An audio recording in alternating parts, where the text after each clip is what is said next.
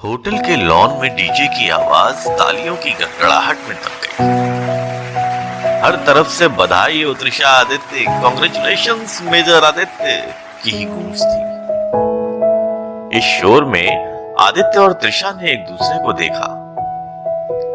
सगाई की अंगूठी वाली उंगली को जोड़ते हुए आदित्य ने त्रिशा से धीरे से कहा, बधाई हो होने वाली मिसेस त्रिशा आदित्य।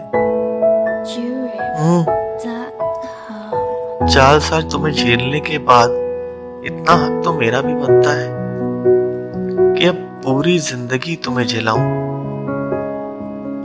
इतना बोल त्रिशा खुलकर हंसने लगी। आदित्य त्रिशा की मुस्कुराहट को देखते हुए बोला, बहुत खूबसूरत हो हमेशा की तरह। मैं ड्रिंक लेने जा रहा हूं, तुम अकेले स्टेज संभाल लेना, फिर डिनर करते हैं साथ में। इतना कहते हुए आदित्य जैसे ही मुड़ा, सुनो, शादी से पहले कुछ चाहिए मुझे तुमसे, त्रिशा ने रोकते हुए बोला। आदित्य थोड़ा रुकते हुए मस्ती में बोला, बोलिए साहब, आपका ही है सब कुछ, और आज से ऑफिशियली भी। तो ऐसा क्या बचा है जो तुम्हें मांगना पड़ रहा है दिशा?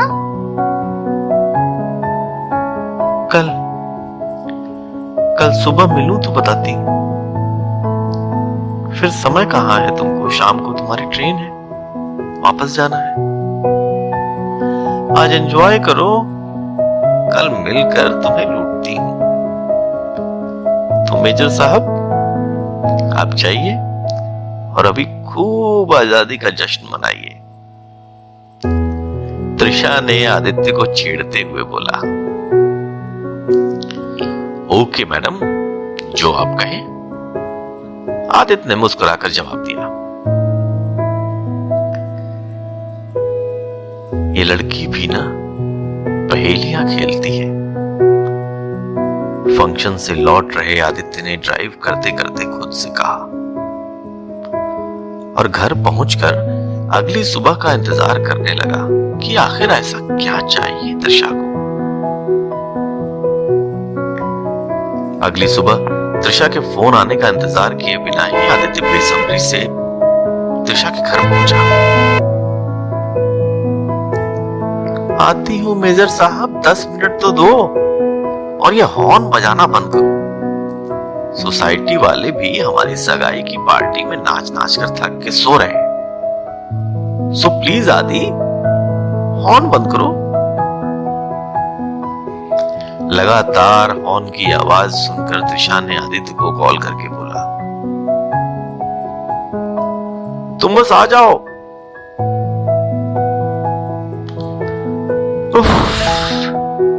कार में बैठते बैठते त्रिशा बोली, तुम भी ना, अब बस गाड़ी को मंजूषा आईवीएफ सेंटर के पास ही रोकना। क्या त्रिशा, तुम भी ना? रात भर सो भी नहीं पाया, ये सोचकर टेंशन में था कि तुम्हें क्या नहीं दे पाया जो कि तुम्हें मांगना पड़ रहा है। बताओ क्या चाहिए, क्या चाहिए तुम्हें? आदित्य ने परेशानी भरे लफ्ज़ में कहा, मेजर साहब थोड़ा शांत, जहां रात भर सब्र किया है 5 मिनट और। त्रिशा ने समझदारी भरे लहजे में कहा, लेकिन आदित्य के बोलते ही त्रिशा ने आदित्य के हाथ पर उंगली रखकर उसे चुप करा दिया।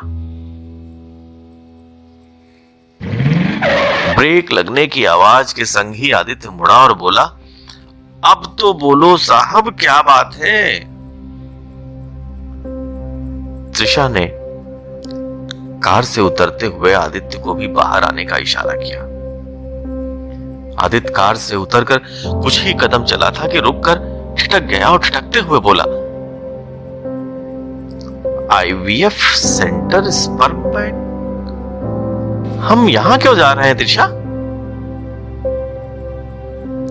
क्योंकि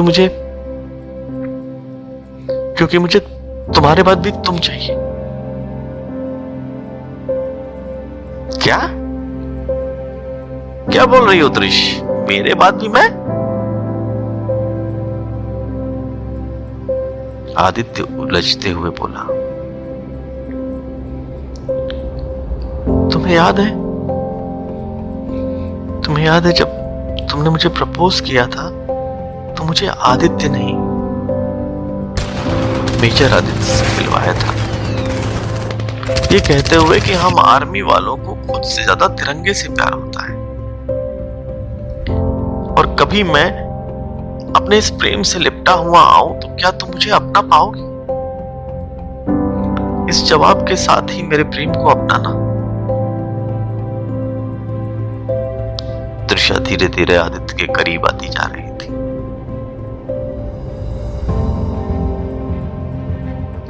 आदि, खुद को तैयार कर ही तुम्हारे साथ हूं, और होनी अनहोनी से परे भी तुम मेरे साथ रहो, इसलिए तुम्हारे बाद भी मैं हमारे बच्चे को पा सकूं, इसलिए मुझे तुम्हारे त्रिशा की भावनाओं को आदित्य ने बीच में ही रोकते हुए कहा, त्रिश, तुम बहुत भावुक फैसला कर रही हो। अकेले कैसे कर पाओगी ये सब? बहुत सवाल होंगे, बहुत सी उलझने होंगी, और अकेले होने पर यह फैसला? No Trisha, no. नहीं, तुम्हारे मॉम डैड कोई साथ नहीं होंगे इस फैसले में। नहीं त्रिशा, किसी से पूछा तो नहीं था कि तुमसे प्यार करूं या ना करूं, तो अब इस फैसले में सबकी राय क्यों? और तुमने क्या कमजोर त्रिशा से प्रेम किया है? आदित्य का हाथ थामते हुए त्रिशा ने कहा, त्रिशा, इतना आसान भी नहीं होगा।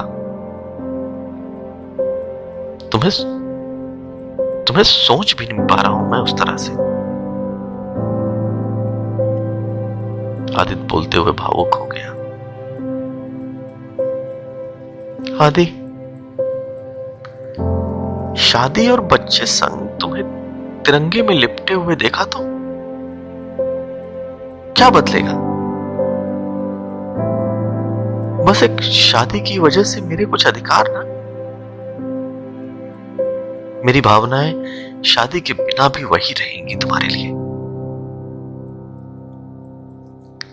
फिर तुम कैसे इतने कमजोर हो सकते हो? त्रिश, आदित्य के बोलते ही त्रिशा ने हथेली रख के आदित्य को चुप करा दिया और खुद बोलती गई, आदि, 4 साल पहले तुमने अपने दोनों प्रेम को मुझे बताया था, मेरा और तिरंगे का। आज 4 साल बाद मैं भी अपने प्रेम को बता रही हूं। मुझे भी तिरंगा उतना ही प्यारा है तुम्हारी तरह, और इस प्रेम के साथ मेरा प्रेम भी मेरे साथ हो हमेशा। इसलिए मैंने जो मांगा है मुझे दोगे ना? प्लीज आदि, मुझे तुम्हारे बाद भी तुम चाहिए। त्रिशा ने आदित्य को गले लगाते हुए बोला, त्रिश, मैं तुम्हारे साथ हमेशा रहूंगा, इस वादे के साथ कि मैं तुम्हारी हर इच्छा पूरी करूंगा। मैं तुम्हारे साथ हूं त्रिशा। आदि ने त्रिशा को गले लगाते हुए बोला। आदि, त्रिश। और इस तरह दोनों के भावुक स्वरों से झलक रहे प्रेम ने बता दिया कि जीवन के बाद भी